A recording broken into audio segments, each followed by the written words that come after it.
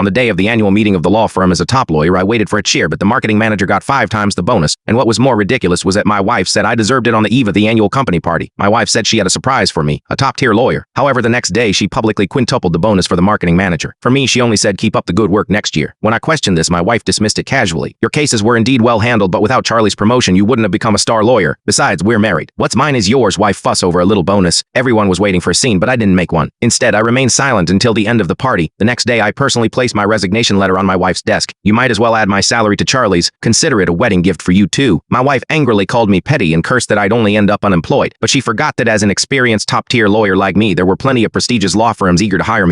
I don't want to talk to you anymore. Grace threw her bag onto the sofa, her face cold and refusing to communicate. I rubbed my temples, feeling utterly exhausted since we left work. Grace and I had been arguing about what happened at the law firm's annual party today. I couldn't understand why she downplayed my achievements, nor could I comprehend the point of excessively praising Charlie, a newcomer who had just joined the firm. Grace, however, thought I was being petty, fighting over such small favors with Charlie as the argument went on. Neither of us was willing to back down, and the atmosphere suddenly turned cold. At that moment, Grace's phone buzzed with a message notification. She took out her phone, and after looking at it, her face showed obvious annoyance. Here is an urgent matter at the firm that needs my attention, Lucas. I don't want to argue with you about this. You'd better shape up and don't forget to prepare and send me the case analysis for tomorrow's work. If you continue being so petty, I can't help you. We've been married for 5 years and you are hung up on this little money. I am so disappointed in you. I am being petty. I felt utterly powerless. Grace always changed the subject during arguments, never directly addressing an issue. Every time Charlie was mentioned, she had a bunch of excuses about being busy. Most often, she would use the fact that we're married as a reason to tell me not to be so calculative for the next few minutes. I had nothing to say. Grace complained that she had worked all day, so she specifically took a shower before returning to the bedroom to change clothes. During this time, we didn't speak, falling into a cold war. But life can't go on like this. Someone has to make the first move, honey. After pondering for a moment, I was about to take the initiative to make peace when I inadvertently noticed something strange. Grace was secretly stuffing something into her pants. As I got closer, I was shocked to see it was a pair of black stockings. The words I was about to say got stuck in my throat. I couldn't say them, nor could I swallow them back. My heart suddenly sank. I couldn't help but think about how Grace's attitude towards me had changed over the past 6 months. She always had work to discuss, was always on business trips, and her attitude towards me became increasingly impatient. We hadn't even had any intimate moments as a couple for a long time. At this moment, I finally realized she was having an affair. After a moment of hesitation, I instinctively wanted to stop her, but then I paused. I suppressed the anger in my heart, thinking that I might as well use this incident to divorce her directly, since my marriage with Grace had long been just a facade. Thinking this, I quietly retreated from the bedroom and sat directly on the sofa waiting. Grace came out not long after, looking slightly nervous. "Lucas, did you call me just now?" Hearing this, I looked up and perfectly feigned a confused expression. "No, I didn't." Seeing that I showed no signs of suspicion, Grace visibly relaxed, her face turning cold again. "I need to go back to the firm now. We'll talk about the year-end bonus when I get back. I might not be able to come home tonight." Then, without waiting for my response, she hurriedly left. A few minutes later, after calculating the time it would take her to drive out of the neighborhood, I got dressed, went downstairs, and took a taxi to follow her. From the moment Grace left home, she wasn't heading in the direction of the law firm.